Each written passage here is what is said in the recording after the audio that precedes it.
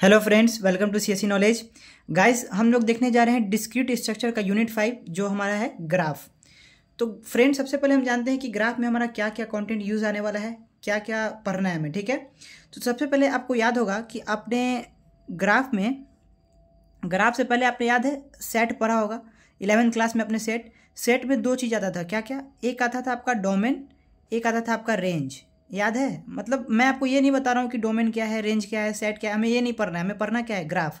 तो बस मैं आपको बता रहा हूँ कि कंपेयर करके समझिए कि ग्राफ क्या होता है। ठीक है, तो ग्राफ में हमें क्या क्या पढ़ना है। सेट जो है वो आपका डोमेन रेंज, जैसे कि आपका एक्स वाई के टर्म में आता था।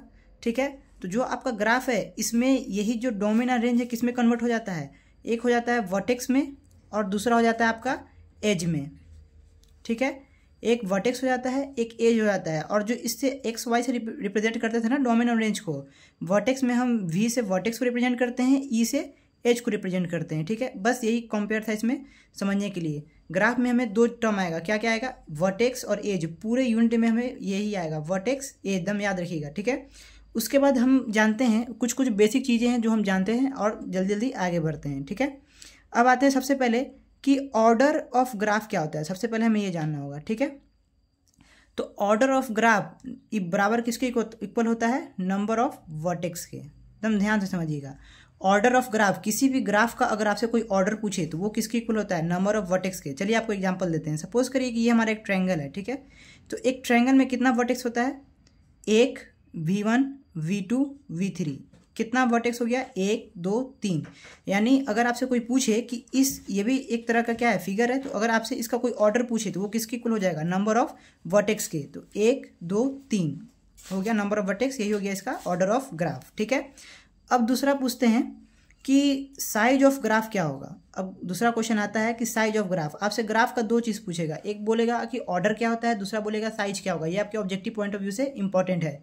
तो अगर आपसे जब भी साइज पूछे तो वो किसके इक्वल होता है? नंबर ऑफ एजेस की इक्वल होता है। नंबर ऑफ एजेस की इक्वल। नंबर ऑफ एजेस इसमें कितना है? E1, E2, E3। देखिए, एजेस किसको कहते हैं आपको ये पहले पता होना चाहिए। तो एजेस वो होता है जो दो वर्टेक्स से कनेक्ट हो, वो आपका एज होता है। ठीक है, मतलब जो दो वर्टेक्स को कनेक्ट करे आपस में, वो क्या कहलाता है? एज। ठीक है, जैसे कि यहाँ देखिए, ये एक वर्टेक्स, दो वर्टेक्स ये कनेक्ट करा है ना, तो ये इसका एज हो गया। ये दो वर्टेक्स कनेक्ट करा है, एज हो गया, एज हो गया। आपको समझ में आ गया इसमें दो एज क्यों है? क्लियर है? चलिए, तो यह हमने पढ़ा ऑर्डर ऑफ ग्राफ और साइज ऑफ ग्राफ। अब हम पढ़ेंगे कुछ कि हमारा टाइप्स ऑफ ग्राफ क्या आता है, जो हमें इंपॉर्टेंट है जानना चाहिए कि हमारा ग्राफ में कुछ टाइप्स होता है। तो वो क्या होगा? Types of graph. पहला हम देखते हैं नल ग्राफ। नल ग्राफ। फ्रेंड्स, आपको ये समझ में आया ना कि आपका जो साइज है और ऑर्डर है वो कैसे पता चलता है, और ग्राफ आपका वर्टेक्स क्या होता है और एज क्या होता है वो समझ में आ गया आपको कि एज वो होता है जो दो वो लाइन सेगमेंट, वो लाइन जो दो वर्टेक्स को आपस में कनेक्ट करे, वो क्या आता है? एज होता है। ठीक है, नल ग्राफ का मतलब क्या हो रहा है? नल आप समझते हैं, नल मतलब कुछ नहीं, खाली। यानी जब भी यहाँ नल की बात आए तो याद रखिए, ग्राफ है तो वर्टेक्स तो हर हाल में होगा, क्योंकि बिना वर्टेक्स का कुछ बनेगा ही नहीं। वर्टेक्स नहीं रहेगा तो एज का कोई काम नहीं। ठीक है, क्योंकि एज का काम ही है वर्टेक्स को कनेक्ट करना आपस में। तो यहाँ पे नल कह रहा है तो नल ऑलवेज क्या होगा? या एज नहीं होगा। ठीक है, जब जहाँ भी आपका टर्म ग्राफ में नल आए तो समझिएगा कि नो एज। बस ये कॉन्सेप्ट है, आप ये समझ लीजिए कि नल ग्राफ क्या होता है? No edge, it means only कितना वर्टेक्स होगा? ओनली 1 वर्टेक्स होगा। ये हमें कैसे पता चला कि हमारा वर्टेक्स का संख्या 1 है? क्योंकि बोल रहा है कि एज नहीं है। एज कब आता है? जब आपका 2 वर्टेक्स है मिनिमम एज आने के लिए आपको वर्टेक्स कितना रिक्वायरमेंट है? 2। तभी तो हमारा ये लाइन आएगा जो आपस में कनेक्ट करके इसको एज बना देता है। तो बोल रहा है कि नल ग्राफ में एज होता ही नहीं है, नो एज। तो आपका नंबर ऑफ वर्टेक्स कितना होगा नल ग्राफ में? 1 होगा। क्लियर? अब पढ़ते हैं हम सेल्फ रूट ग्राफ। क्या? Self root graph. Self root graph कहता है, बस सिंपल समझिए कि सेल्फ मतलब क्या समझते हैं? जो खुद से, खुद मतलब सेल्फ। तो सेल्फ रूट ग्राफ कहता है कि जब वर्टेक्स खुद से ही कनेक्ट हो तो वो आपका सेल्फ रूट ग्राफ होता है। सपोज कि यहाँ पे फिगर था तो यहाँ पे हम ऐसे कर दिए, ये कर दिए इसी को। तो यही आपको बता रहा है ना कि ये जो V3 वर्टेक्स आपका, ये आपस खुद से भी कनेक्ट है, यही होता है सेल्फ रूट ग्राफ। क्लियर है? सेल्फ रूट ग्राफ क्या हो गया? जो वर्टेक्स खुद से कनेक्ट हो, वर्टेक्स कनेक्ट इटसेल्फ से, बस यही है इसमें। 4 नंबर में हम पढ़ते हैं हमारा तो ये सेल्फ रूट ग्राफ हो गया। फ्रेंड्स अब हमारा आता है एक और, क्या, multi graph. Self root graph के बाद ये इंपॉर्टेंट है, क्या, third point, multi graph. Multi graph की हमारा मल्टी ग्राफ क्या होता है? मल्टी ग्राफ उसे कहते हैं जो दो वर्टेक्स के बीच में नंबर ऑफ एजेस मल्टीपल हो जाए तो वो मल्टी ग्राफ होता है। इसका मतलब क्या हुआ कि अभी मैंने आपको बताया कि एजेस कैसे बनता है, मिनिमम दो वर्टेक्स को मिला के, ठीक है। अब यहाँ पे कह रहा है कि मल्टीपल ग्राफ, मल्टीपल बोले तो भी एज क्या होगा, एज भी मल्टीपल होगा, नल बोले तो एज नहीं होगा। तो हमारा कनेक्शन किससे हो रहा है, याद रखिएगा, सब चीज़ से, एज से, ताकि हमें याद रखने में ईजिली हो, ठीक है। तो यहाँ पे देखिए ये एक वर्टेक्स, ये एक एज हुआ जो दो वर्टेक्स से कनेक्ट है, लेकिन यहाँ पे क्या कर रहा है, मल्टी ग्राफ। मल्टी ग्राफ क्या हो जाएगा, जब number of edges more than one हो, यानी कि मल्टी हो। तो ये इस तरीके से भी हो सकता है, इस तरीके से भी हो सकता है, इस तरीके से भी हो सकता है, ठीक है। तो ये हो गया आपका मल्टी ग्राफ जिसमें मल्टीपल एज आई, हो गया E1, E2, E3, E4, कितना हो गया इसमें, 4 एजेस हो गया, लेकिन वर्टेक्स कितना था, 2 ही था हमारा। तो इसी को कहते हैं मल्टी ग्राफ जिसमें नंबर ऑफ एजेस क्या हो, मल्टीपल हो। अब हमें एक पढ़ना है स्यूडोग्राफ क्या होता है, क्या, स्यूडोग्राफ। तो फ्रेंड्स स्यूडोग्राफ क्या होता है बताइए। स्यूडोग्राफ कहता है कि जो आपका ग्राफ है वो मल्टी ग्राफ भी होना चाहिए। मल्टी ग्राफ आपको समझ में आ रहा है ना, जो मल्टी ग्राफ, स्यूडोग्राफ का कंडीशन ही हो गया कि पहले मल्टी ग्राफ होना चाहिए और उसका कनेक्शन खुद से भी होना चाहिए, उसके वर्टेक्स का मतलब सेल्फ कनेक्शन भी होना चाहिए उससे। जैसे कि सपोज करिए कि ये आपका मल्टी ग्राफ था, मल्टी ग्राफ तो यही हो गया ना जो मोर देन वन एजेस से कनेक्ट हो, मल्टी ग्राफ हो गया। स्यूडो कहता है कि सेल्फ कनेक्शन भी इसमें होना चाहिए। सेल्फ कनेक्शन अभी मैंने आपको बताया जो खुद से भी कनेक्ट हो, तो यही कहता है स्यूडोग्राफ की सेल्फ कनेक्शन भी हो और मल्टी ग्राफ भी हो। ये हमारा क्या था, सूडोग्राफ। अब आता है आपका दो और पढ़ना है हमें, क्या क्या, बस ये सब ग्राफ का बेसिक है गाइस, बस ये जान लीजिए, ये आपके ऑब्जेक्टिव पॉइंट ऑफ व्यू से ज़रूरत आ सकता है, ठीक है ना। तो उतना कोई ये सीरियसली नहीं है, लेकिन फिर भी इंपॉर्टेंट है ताकि आपको इसका नॉलेज होना चाहिए क्वेश्चंस करने के लिए, ठीक है। अब आते हैं फाइनाइट ग्राफ कि हमारा फाइनाइट ग्राफ क्या होता है। फाइनाइट ग्राफ उसे कहेंगे जिसमें number of edges and vertex क्या हो, फाइनाइट हो। सपोज करिए ये हमारा स्क्वायर है, तो क्या आप इसे काउंट कर सकते हैं कि नंबर ऑफ वर्टेक्स कितना है, नंबर ऑफ एजेस कितना है, बिल्कुल कर सकते हैं। हमारा वर्टेक्स कितना आ गया, V2, V3, V4, number of vertex कितना है इसमें, 4 है, और नंबर ऑफ एजेस भी कितना है, जो दो वर्टेक्स से कनेक्ट हो, तो 1, 2, 3, ये 4, यानी हमारा नंबर ऑफ एजेस इसमें भी कितना है, 4 है। इट मीन्स ये कहना क्या चाह रहा है, फाइनाइट ग्रुप, फाइनाइट ग्राफ कहना चाह रहा है कि ये काउंटेबल होगा, बस सिंपल ये समझिए। फाइनाइट ग्राफ वो है जिसे हम काउंट कर सके, जो काउंटेबल हो।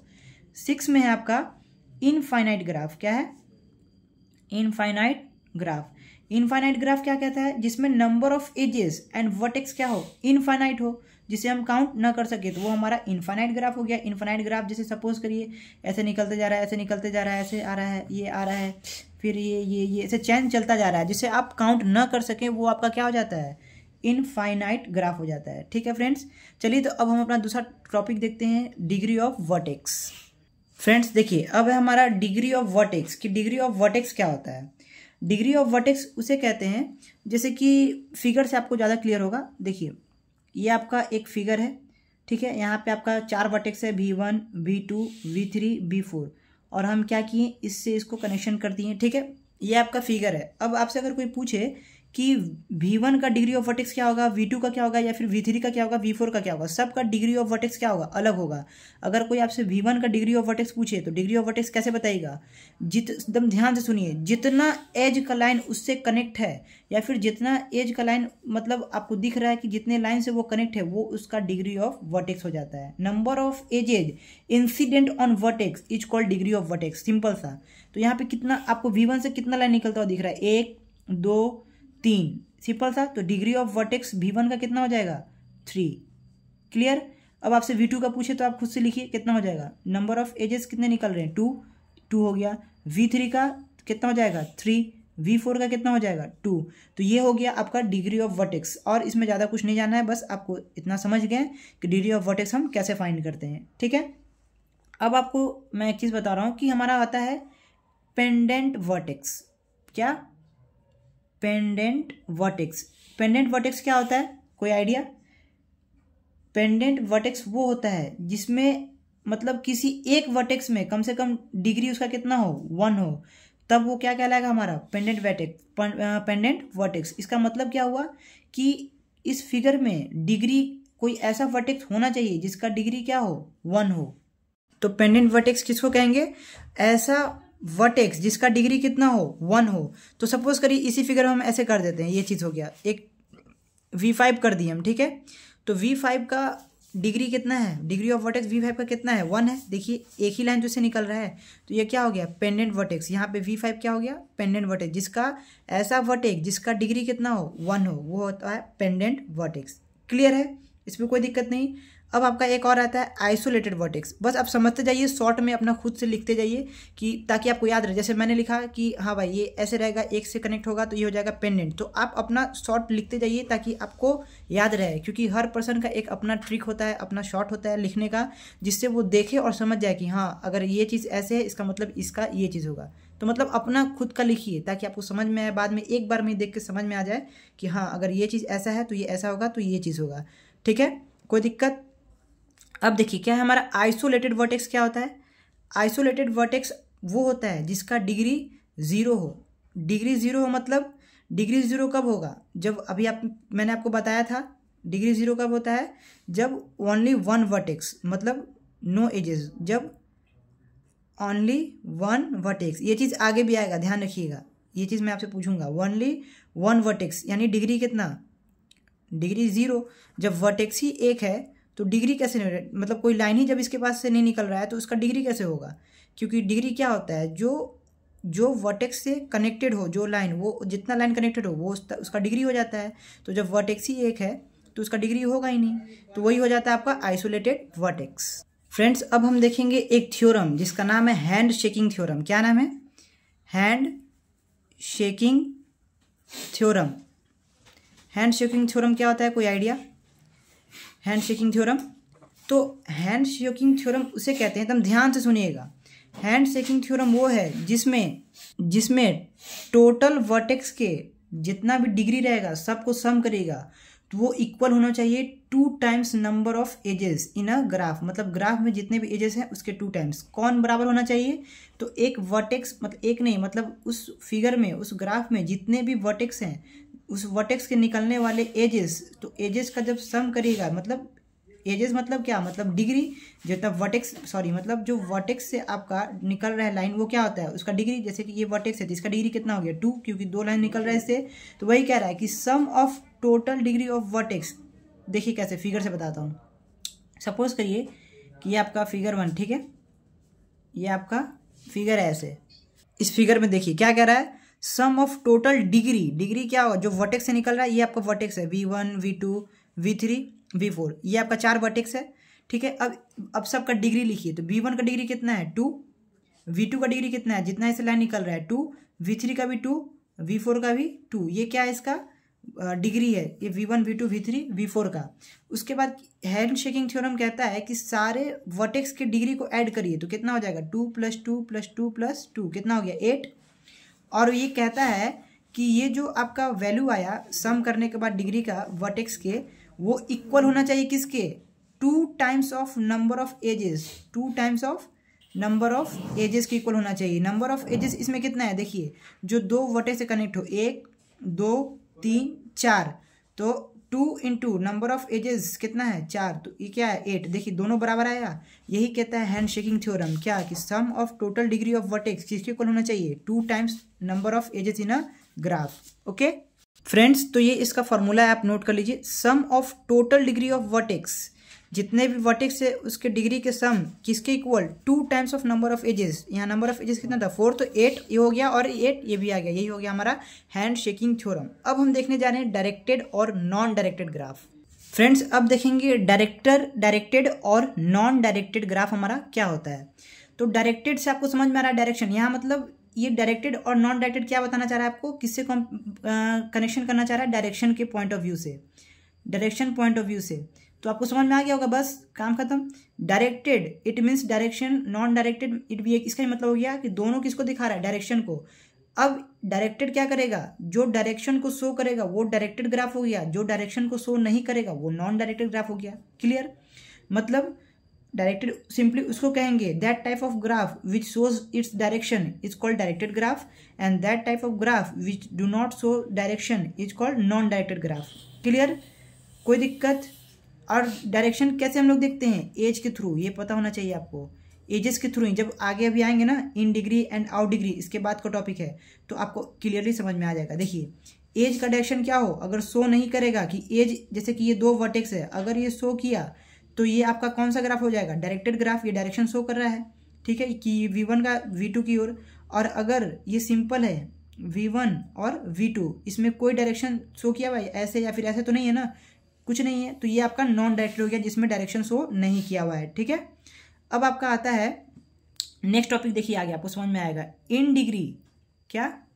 In degree and out degree क्या होता है हमारा? In degree and out degree, एकदम ध्यान से समझिएगा। इन डिग्री और आउट डिग्री, इन का मतलब क्या होता है? एकदम सेल्फ समझिए, आप सेल्फ समझने की कोशिश करिए। इन का मतलब इनसाइड, आउट का मतलब दूर, मतलब जाना एक तरह से। तो देखिए सपोज करिए कि ये आपका फिगर है, इन डिग्री आउट डिग्री, एकदम ध्यान से समझिएगा, ठीक है। ये आपका वर्टेक्स है 1 2 3 4, ये वर्टेक्स हो गया आपका। हम सपोज करिए ABCD इसका नाम दे दिए, ठीक है, और सपोज करिए इससे इसका कनेक्शन कर दिए, ठीक है ना। अब हम आपसे पूछेंगे कि ए का इन डिग्री और आउट डिग्री कैसे जानेंगे, तो देखिएगा सपोज करिए ये हम डायरेक्शन दे दिए इसको, ठीक है, ये डायरेक्शन दे दिए, क्लियर। अब हम आपसे पूछें कि बताइए ए का in degree and out degree क्या होगा, कितना होगा, तो आप कैसे बताइएगा?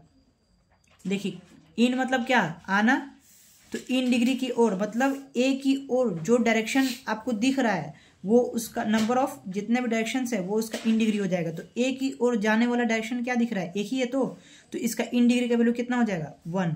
अगर इसी का कोई आपसे आउट डिग्री पूछे तो आउट डिग्री ए का कितना हो जाएगा? कितना जो इससे लाइन सेगमेंट निकल रहा है उसका आप क्या देखिए कि आउट कितना हो रहा है, तो मतलब सेपरेट उससे कितना है, तो एक उसकी उससे आउट जा रहा है 1 और 2 दोनों उससे दूर जा रहा है, तो ये इसका आउट डिग्री का कितना हो गया? वैल्यू 2 हो गया। समझ में आया आपको? In degree and out degree कैसे हम फाइंड करेंगे? जिसका डायरेक्शन उसकी ओर हो तो वो आप उसका इन डिग्री, और उससे आउट हो, उससे अपोजिट हो, तो वो कौन सा हो जाएगा? Out degree. क्लियर, कोई दिक्कत इसमें? फ्रेंड्स अब हम देखते हैं हमारा रेगुलर ग्राफ क्या होता है। बस ये आप जान लीजिए ये सब ग्राफ क्या होता है, क्वेश्चन सॉल्व में आपको बहुत हेल्प करेगा, ठीक है। रेगुलर ग्राफ उसे कहते हैं जिसके वर्टेक्स का डिग्री सेम हो, जैसे कि यही आपका स्क्वायर है, ठीक है, तो जितने भी वर्टेक्स हैं अगर सबका डिग्री सेम है तो ये आपका रेगुलर ग्राफ हो गया। V1 V2 V3 V4, इसके कितने डिग्री हैं? 2, इसके कितने हैं? 2, इसके भी कितने हैं? 2, इसके भी कितने हैं? 2। तो यहाँ इसमें हमें क्या दिख रहा है कि डिग्री ऑफ वर्टेक्स क्या है? सबका सेम है, तो ये कौन सा ग्राफ हो जाएगा? Regular graph. अब आपका एक और ग्राफ आता है सब ग्राफ। सब ग्राफ, सब ग्राफ आप समझ सकते हैं कैसे? कंपेयर करिए सेट से, आपने पढ़ा होगा सेट और सबसेट, याद करिए सेट और सबसेट। सेट सपोज करिए, मैं डिटेल में समझाता हूँ कि सेट ए अगर मान लीजिए आपका है 1 2 3 4 5, ठीक है, और बी आया आपका 3 4 5, क्लियर है। तो हम कहते हैं ना कि B is a subset of A, मतलब जो element B is a subset of A बोलते हैं, क्यों? क्योंकि जो ए में एलिमेंट्स है उसी से क्या बना है? बी, मतलब जितने एलिमेंट्स ए में है उसी से तो बी बना है। बी का एलिमेंट्स क्या है? 3 4 5, वो ए में मौजूद है ना, ए में प्रेजेंट है 3 4 5, तो हम कहेंगे B is the subset of A, ठीक है। अब इसका कनेक्शन सब ग्राफ से कैसे है? तो ग्राफ का सब ग्राफ, समझ रहे हैं ना। तो सपोज करिए कि एक फिगर है आपका, ठीक है, ABCD, ये एक फिगर है आपका, ठीक है। चलिए ये एक फिगर हो गया। अब हम बोले कि ये चीज़ इस फिगर से हम निकालते हैं क्या? AB, एक ये निकला 2 वर्टेक्स, और एक हो गया आपका सपोज करिए ऐसे, ये हो गया ये चीज़। तो फ्रेंड्स आप देख सकते हैं कि ये दोनों जो A और B निकला, ADC निकला और B निकला, इसमें पूरा फिगर तो नहीं है ना, इसका कुछ पार्ट निकला है, तो इसका कुछ पार्ट को अलग किए हैं, तो ये यही हो जाता है। ये सब क्या हो जाएगा? सब सपोज करिए ये G है, ये G डैश है, ये G डबल डैश है, तो G dash is the sub graph of G, G double dash is the sub graph of G। समझ में आया आपको कि सब ग्राफ का कॉन्सेप्ट क्या है? मतलब उसी ग्राफ का ही पार्ट होगा जो सब ग्राफ होगा, जो मेन ग्राफ है उसी का पार्ट होगा जो सब ग्राफ होगा, ठीक है। तो यही आपका सब ग्राफ था जो मैंने आपको सेट से भी कंपेयर करके अच्छे से समझा दिया, ठीक है फ्रेंड्स। और एक और नाम आता है फ्रेंड्स हमारा ट्राइबल ग्राफ। ट्राइबल ग्राफ क्या होता है? ट्राइबल ग्राफ उसे कहते हैं एकदम ये सेम आइसोलेटेड ग्राफ की तरह है जो आपने पढ़ा था, जिसमें सिर्फ 1 वर्टेक्स हो। ट्राइबल ट्रिवियल या इसे ट्रिवियल कहते हैं, क्या हो जाएगा, ओनली वन वर्टेक्स, ये क्या होता है, ट्रिवियल ग्राफ, ठीक है, इज कॉल्ड ट्रिवियल ग्राफ, जिसमें सिर्फ एक वर्टेक्स हो। इसका मतलब क्या हो, डिग्री 0, जो हमने अभी पीछे पढ़ा था, ठीक है ना, आइसोलेटेड में। तो ट्रिवियल ग्राफ भी क्या हो जाता है, जिसका एक ही वर्टेक्स हो और डिग्री 0 हो। तो फ्रेंड्स, इस लेक्चर में हम लोग इतना ही रहने देते हैं। नेक्स्ट लेक्चर में हम लोग स्टार्ट करेंगे अपना मैट्रिक रिप्रेजेंटेशन।